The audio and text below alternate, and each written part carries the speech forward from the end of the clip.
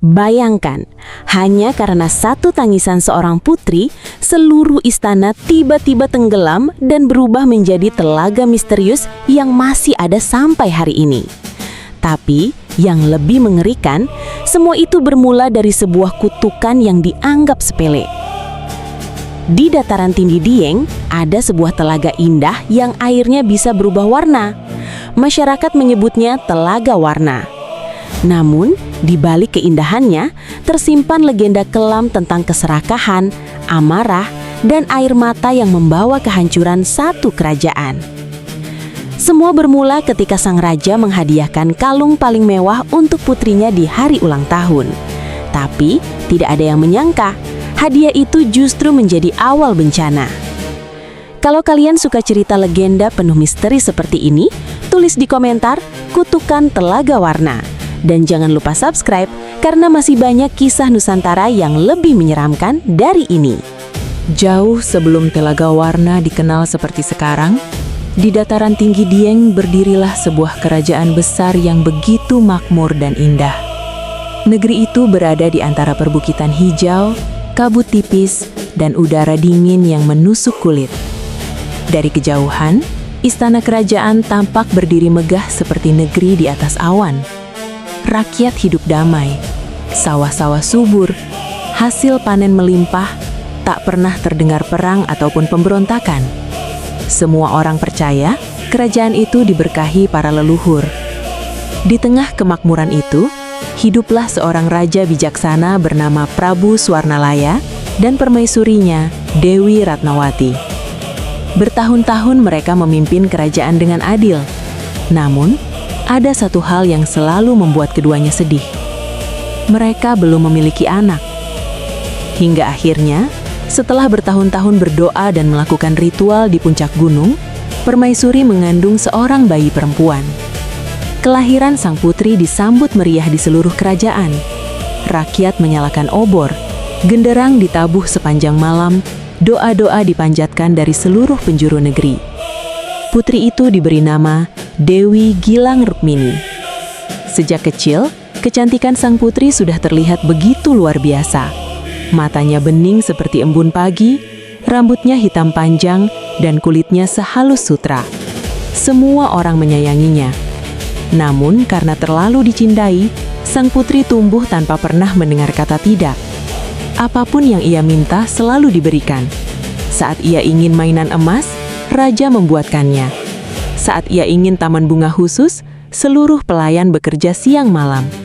Saat ia marah, tak ada yang berani menegur. Permaisuri sebenarnya mulai khawatir melihat sifat putrinya yang semakin keras kepala. Tetapi sang raja selalu berkata, "Ia putri satu-satunya, biarkan ia bahagia." Tahun demi tahun berlalu, kecantikan sang putri semakin terkenal hingga ke kerajaan lain. Banyak pangeran diam-diam ingin mempersuntingnya. Namun, di balik kecantikannya, tersimpan hati yang mulai dipenuhi kesombongan. Sang putri senang dipuji. Ia ingin selalu menjadi pusat perhatian, dan ia mulai memandang rendah rakyat biasa.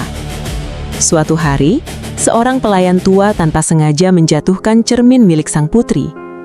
Perang! Cermin itu pecah berkeping-keping. Pelayan tua itu langsung bersujud ketakutan. "Ampun putri, ampun." Namun bukannya iba, sang putri justru marah besar. "Kau ceroboh, keluar dari istanaku." Pelayan tua itu menangis sambil dipaksa pergi meninggalkan istana. Rakyat yang mendengar kejadian itu mulai berbisik-bisik. Mereka sedih melihat perubahan sang putri. Tetapi tak ada yang berani bicara. Karena semua tahu, raja akan selalu membela anak kesayangannya. Dan tanpa disadari, kesalahan kecil itu perlahan berubah menjadi bibit kehancuran besar. Hari ulang tahun sang putri ke-17 akhirnya tiba. Sang raja ingin membuat perayaan paling megah sepanjang sejarah kerajaan. Seluruh istana dihias kain sutra warna emas. Ribuan bunga melati memenuhi aula kerajaan. Musik gamelan terdengar dari pagi hingga malam. Rakyat dari desa-desa datang membawa hadiah terbaik mereka. Ada yang membawa hasil panen, ada yang membawa kain tenun, Ada pula yang rela berjalan kaki berhari-hari hanya untuk melihat wajah sang putri. Namun, di balik kemeriahan itu, rakyat harus bekerja sangat keras demi pesta tersebut. Pajak dinaikkan, banyak petani kehilangan hasil panen. Beberapa rakyat bahkan harus menjual ternak mereka. Tetapi, demi menyenangkan sang putri, raja mengabaikan semuanya. Malam pesta tiba. Aula istana dipenuhi cahaya obor dan suara tawa bangsawan. Sang putri turun dari tangga kerajaan dengan gaun berwarna ungu keemasan. Semua tamu terpekona melihat kecantikannya. Sang raja tersenyum bangga. Lalu, tibalah saat pemberian hadiah. Dengan penuh kebanggaan, sang raja membuka kotak kayu berlapis emas. Di dalamnya, terdapat kalung paling indah yang pernah ada di kerajaan. Permata hijau di tengah kalung memantulkan cahaya seperti bintang. Seluruh aula bertepuk tangan kagum. Namun, tiba-tiba, wajah sang putri berubah kecewa. Ia menatap kalung itu beberapa detik, lalu berkata dingin, "Hanya ini." Suasana langsung sunyi. Raja terdiam. Permaisuri membeku. Namun, sang putri berdiri dan berteriak, "Aku ingin hadiah yang lebih istimewa. Semua kerajaan bahkan iri padaku. Tapi ayah hanya memberiku kalung biasa." Brak! Kalung itu dilempar ke lantai. Permata berhamburan ke seluruh aula. Beberapa rakyat langsung menangis melihat hadiah mahal itu dihancurkan begitu saja. Tetapi sang putri tidak peduli. Ia terus marah, terus berteriak, hingga akhirnya air matanya mulai jatuh. Dan pada saat itulah, sesuatu yang mengerikan mulai terjadi. Malam itu seharusnya menjadi malam paling membahagiakan bagi kerajaan. Musik gamelan masih terdengar pelan dari surut aula. Cahaya obor menari di dinding-dinding istana yang dipenuhi ukiran emas. Para bangsawan duduk diam dengan senyum yang mulai memudar. Sementara rakyat yang berdiri di luar aula saling berbisik cemas melihat kemarahan sang putri yang belum juga reda. Kalung emas pemberian raja masih terlegak di lantai. Permata hijaunya pecah dan berserakan. Tak seorang pun berani memungutnya. Sang putri berdiri di tengah aula dengan nafas memburu. Wajah cantiknya memerah karena emosi. Dadanya naik turun menahan amarah yang terus membakar pikirannya. Sang raja mencoba mendekat perlahan. "Putriku, jika kau tidak menyukai hadiah itu, ayah akan membuat yang lebih indah." Namun ucapan itu justru membuat sang putri semakin marah. "Aku tidak ingin hadiah biasa. Aku ingin sesuatu yang belum pernah dimiliki siapapun." Suasana menjadi semakin tegang. Para pelayan menundukkan kepala ketakutan. Permaisuri mulai menangis pelan melihat keadaan putrinya yang semakin tak terkendali. Tetapi sang putri sama sekali tidak peduli. Air mata mulai jatuh dari matanya. 1 tetes, 2 tetes, lalu semakin deras. Dan saat tetesan air mata itu menyentuh lantai istana, dung! Suara gemuruh besar tiba-tiba terdengar dari bawah tanah. Seluruh aula bergetar keras. Gelas-gelas perak berjatuhan dari meja. Tiang-tiang istana berguncang. Lampu minyak padam seketika. Jeritan mulai terdengar di mana-mana. "Gempa! Istana berguncang!" Beberapa bangsawan langsung berlari keluar aula. Para pelayan saling bertabrakan. Di luar istana, angin dingin bertiup sangat kencang hingga pepohonan bergerak liar seperti diterjang badai besar. Langit yang sebelumnya cerah mendadak berubah hitam pekat. Awan gelap berkumpul tepat di atas kerajaan. Kilatan petir menyambar puncak bukit di kejauhan. Brak! Suara petir itu membuat semua orang menutup telinga. Sang raja mulai ketakutan. Selama hidupnya, ia belum pernah melihat perubahan alam secepat itu. Tetapi hal paling mengerikan belum terjadi. Tak lama kemudian, air mulai muncul dari sela-sela lantai istana. Awalnya hanya rembesan kecil, namun perlahan berubah menjadi aliran deras. Seorang pelayan perempuan berteriak histeris saat air menyembur dari bawah kakinya. "Paduka, airnya keluar dari tanah!" Semua orang menoleh. Benar saja, air terus muncul dari retakan-retakan lantai istana. Semakin lama semakin deras. Dalam hitungan menit, Kaki semua orang mulai terendam.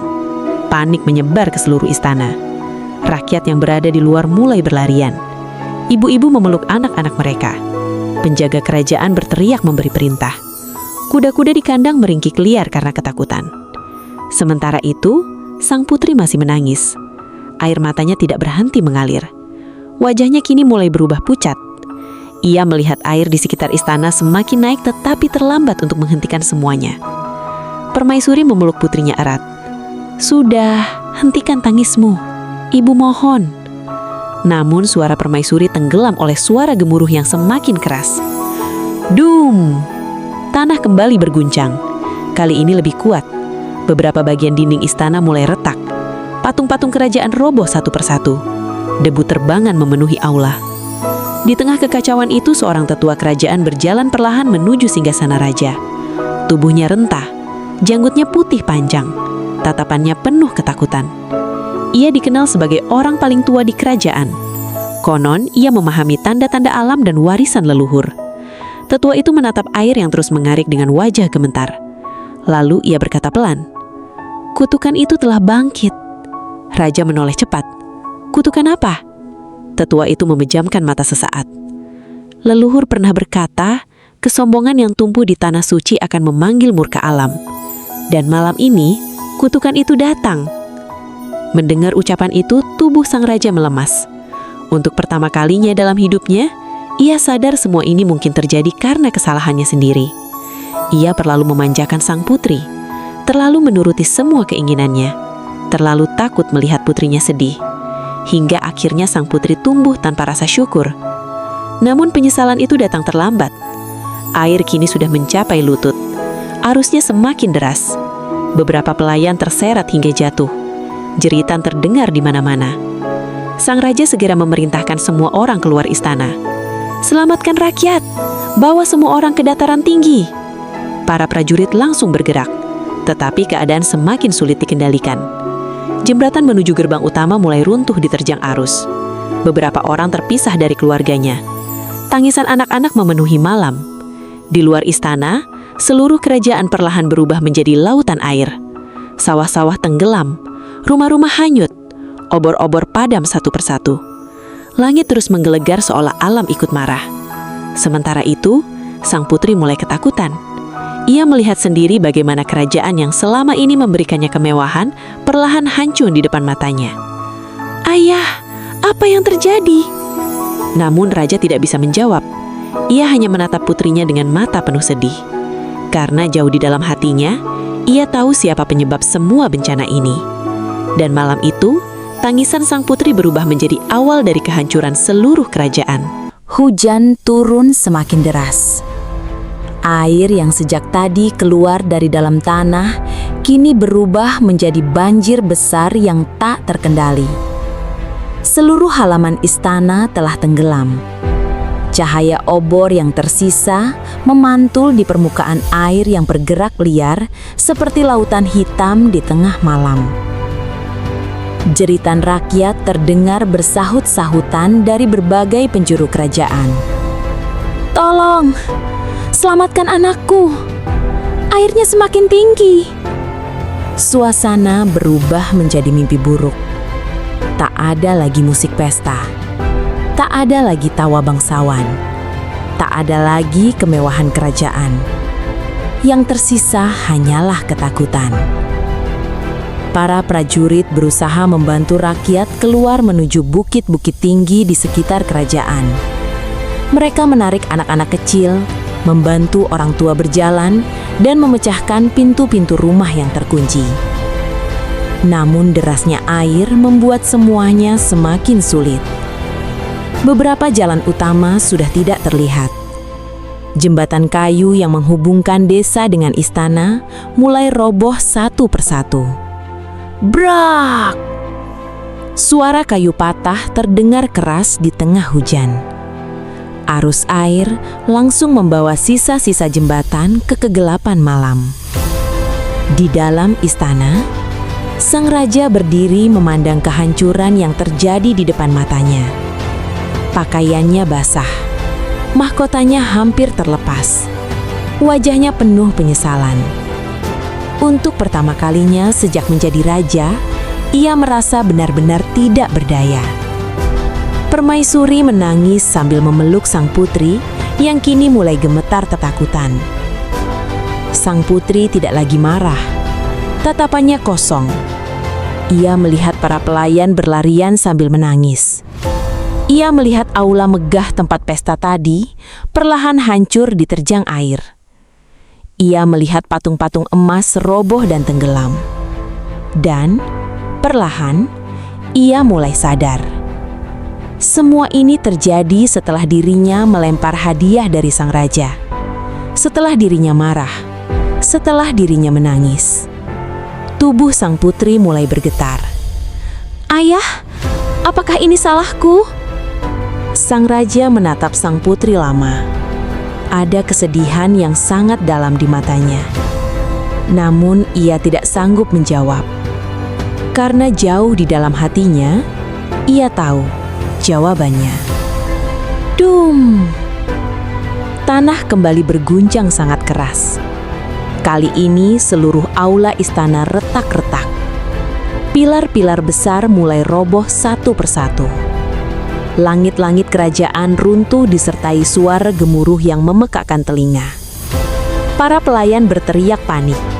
"Istana akan runtuh!" Sang raja segera memeluk permaisuri dan putrinya. "Kita harus pergi sekarang." Mereka berusaha keluar dari aula utama bersama beberapa pengawal kerajaan. Namun air sudah mencapai dada orang dewasa. Arusnya sangat kuat. Bahkan para prajurit kesulitan berdiri. Di luar istana, keadaan jauh lebih mengerikan. Rumah-rumah rakyat telah tenggelam hampir seluruhnya. Pohon-pohon besar tumbang diterjang angin. Kabut hitam turun perlahan menutupi kerajaan. Kilatan petir terus menyambar tanpa henti. Wajah-wajah rakyat dipenuhi air mata dan lumpur. Seorang ibu menangis histeris sambil memeluk anaknya yang menggigil kedinginan. Seorang lelaki tua terduduk lemas melihat rumahnya hanyut terbawa arus. Semua orang berusaha menyelamatkan diri. Tetapi air terus naik. Semakin tinggi, semakin ganas. Di tengah kekacauan itu, tetua kerajaan kembali muncul.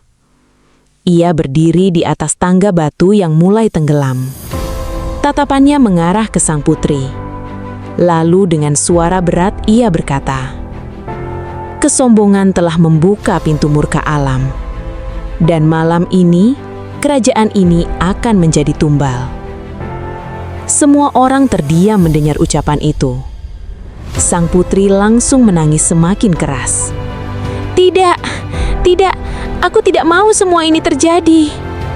Namun setiap air mata yang jatuh justru membuat air di sekitar mereka semakin bergolak. Arus banjir berputar liar seperti hidup. Para prajurit mulai ketakutan. Beberapa dari mereka bahkan percaya telaga besar sedang lahir dari kutukan sang putri. Permaisuri memeluk anaknya erat. "Sudah, jangan menangis lagi. Ibu mohon." Tetapi rasa takut membuat sang putri tak mampu menghentikan air matanya.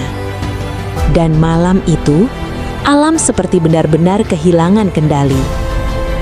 Gunung di kejauhan mengeluarkan suara gemuruh panjang. Burung-burung beterbangan meninggalkan hutan. Anjing-anjing melaung tanpa henti. Semua makhluk seolah tahu, malapetaka besar sedang terjadi. Tak lama kemudian, brak! Menara utama istana akhirnya roboh. Suara runtuhnya menggema ke seluruh kerajaan. Gelombang air besar langsung menghantam halaman utama. Para pengawal terseret arus. Jeritan memenuhi malam. Sang raja berusaha mempertahankan keseimbangan sambil menggenggam tangan putrinya. Namun arus terlalu kuat. Tubuh mereka hampir hanyut. Di tengah hujan deras itu, sang raja akhirnya menangis. Air matanya bercampur dengan hujan dan banjir. "Aku gagal menjadi ayah." Permaisuri menatapnya dengan wajah penuh kesedihan. Mereka sadar semua sudah terlambat. Tak ada lagi yang bisa menyelamatkan kerajaan. Satu demi satu bangunan megah mulai tenggelam. Aula pesta hilang di bawah air. Taman kerajaan lenyap di bawah air. Gapura emas runtuh perlahan. Kerajaan yang selama 20 tahun berdiri megah, kini musnah hanya dalam satu malam. Sementara itu, rakyat yang berhasil mencapai bukit hanya bisa menyaksikan dari kejauhan. Mereka menangis melihat negeri yang mereka cintai hilang perlahan di tengah gelapnya malam. Api obor terakhir akhirnya padam.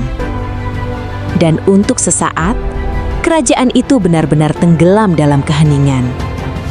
Hanya suara hujan dan arus air yang terdengar. Sang putri terduduk lemas di tengah banjir. Wajahnya dipenuhi air mata. Ia tak lagi memikirkan hadiah, tak lagi memikirkan kemewahan. Yang tersisa hanyalah penyesalan. Penyesalan yang datang terlalu lambat. Perlahan, air mulai menelan bagian terakhir istana. Singgasana emas tempat raja memimpin kerajaan tenggelam tanpa sisa. Dinding-dinding besar menghilang ke dalam air gelap. Dan ketika fajar mulai muncul di ufuk timur, tak ada lagi kerajaan megah di dataran tinggi itu. Tak ada lagi pesta. Tak ada lagi istana. Tak ada lagi musik. Yang tersisa hanyalah hamparan air luas yang berkilau terkena cahaya matahari pagi.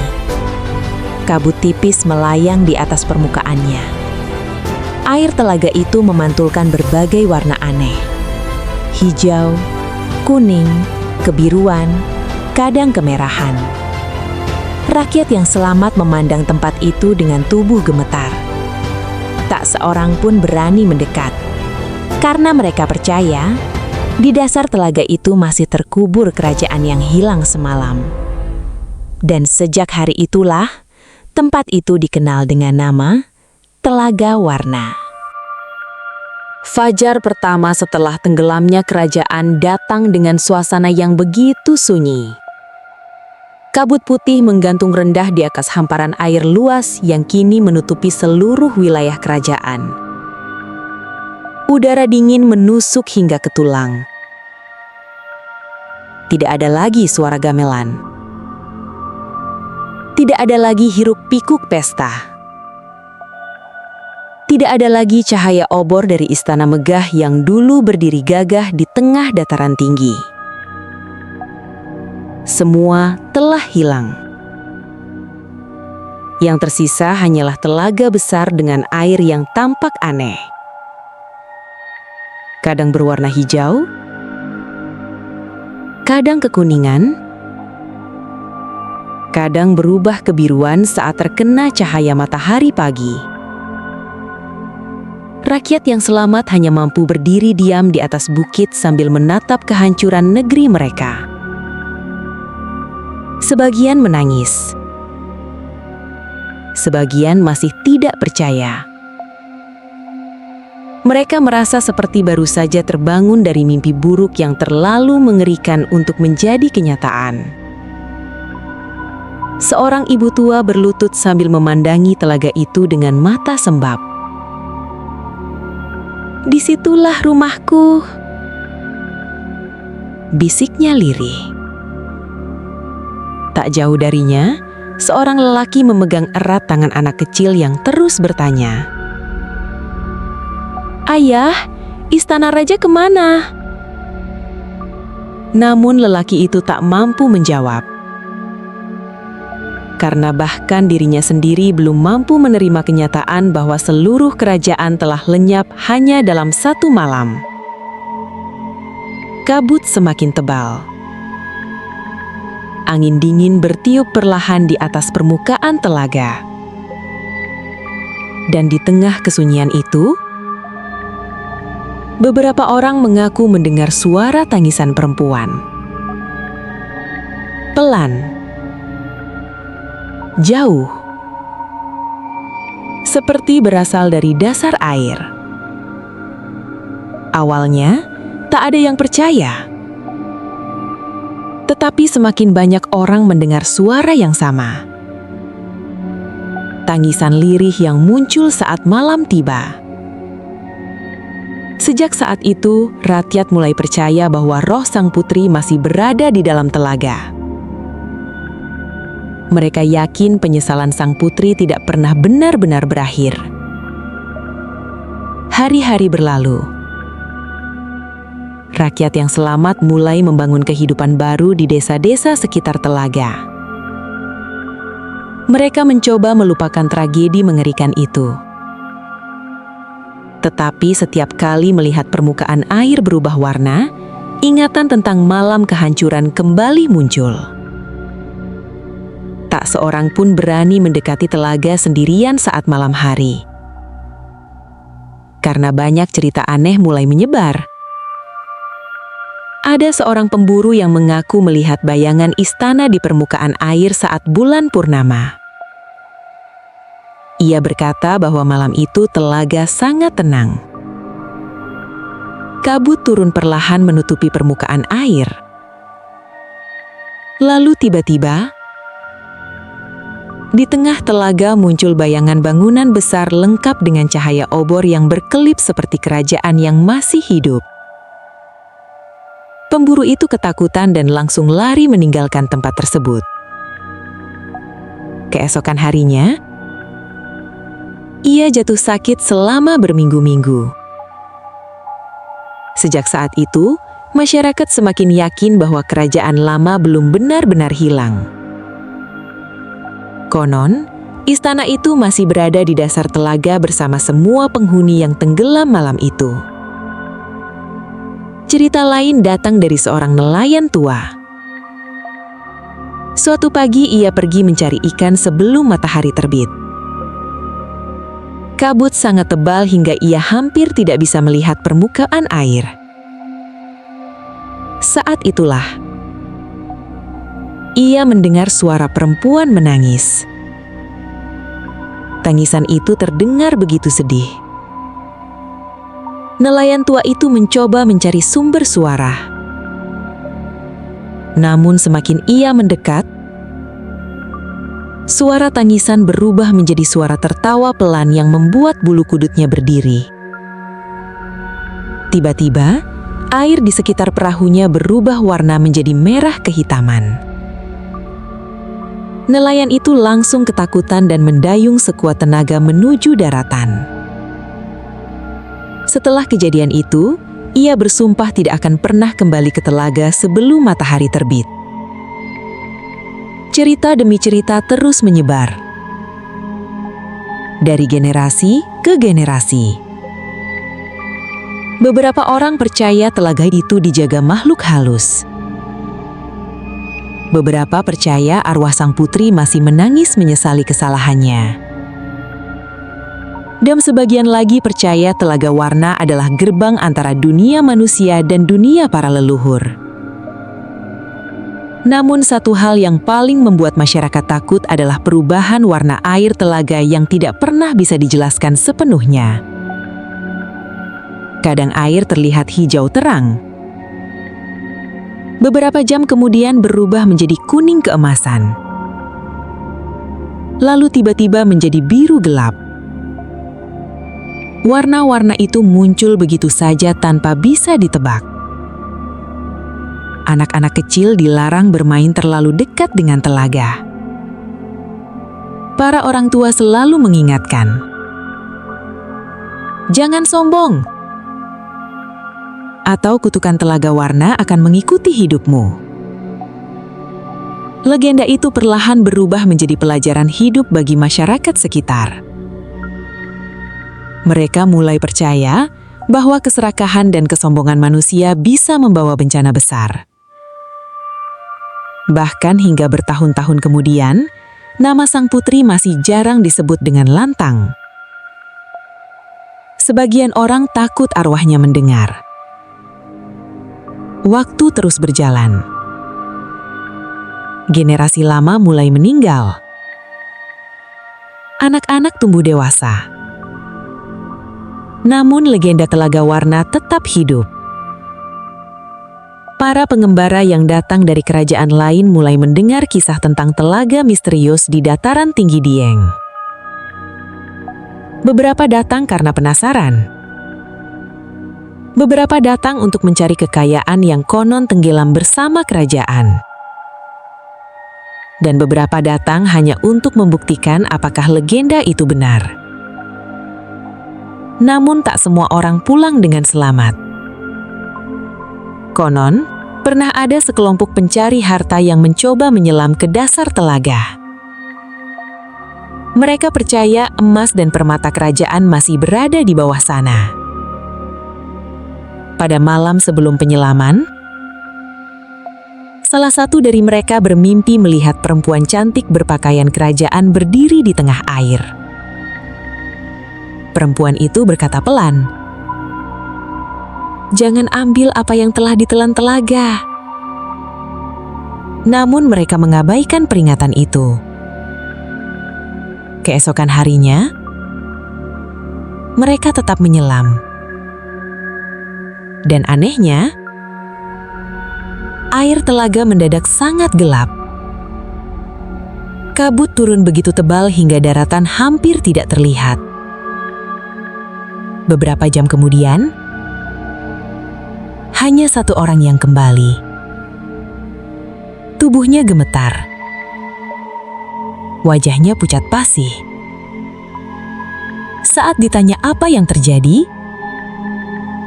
ia hanya berkata, "Ada istana di bawah sana, dan seseorang masih menunggu di dalamnya." Setelah itu, lelaki tersebut kehilangan kewarasannya. Ia sering tertawa sendiri sambil menangis setiap kali mendengar suara air. Kisah itu membuat masyarakat semakin yakin bahwa dasar telaga menyimpan sesuatu yang tidak seharusnya diganggu. Tahun demi tahun berlalu. Telaga Warna akhirnya dikenal hingga ke berbagai daerah. Orang-orang mulai datang untuk melihat keindahannya. Mereka kagum pada warna airnya yang berubah-ubah. Namun penduduk sekitar tetap percaya bahwa keindahan itu menyimpan luka lama. Saat matahari tenggelam dan kabut mulai turun, suasana telaga berubah berbeda. Udara menjadi lebih dingin. Angin bertiup pelan membawa aroma tanah basah. Dan kadang-kadang, jika malam terlalu sunyi, masih terdengar suara tangisan perempuan dari tengah telaga. Tangisan yang dipercaya sebagai penyesalan abadi. Beberapa orang yang mendengarnya mengaku merasakan kesedihan luar biasa. Seolah tangisan itu membawa rasa Legenda Telaga Warna bukan hanya kisah tentang kutukan. Ini adalah cerita tentang bagaimana kesombongan kecil bisa berubah menjadi kehancuran besar. Tentang orang tua yang terlalu memanjakan anak hingga lupa mengajarkan rasa syukur. Tentang hati manusia yang perlahan berubah saat merasa dirinya lebih tinggi dari orang lain. Karena pada akhirnya, bukan harta, bukan kecantikan, dan bukan kemewahan yang membuat seseorang dihormati, melainkan kerendahan hati dan rasa syukur. Dan mungkin itulah alasan mengapa Telaga Warna masih berdiri hingga sekarang. Sebagai pengingat bahwa satu air mata bisa menghancurkan sebuah kerajaan.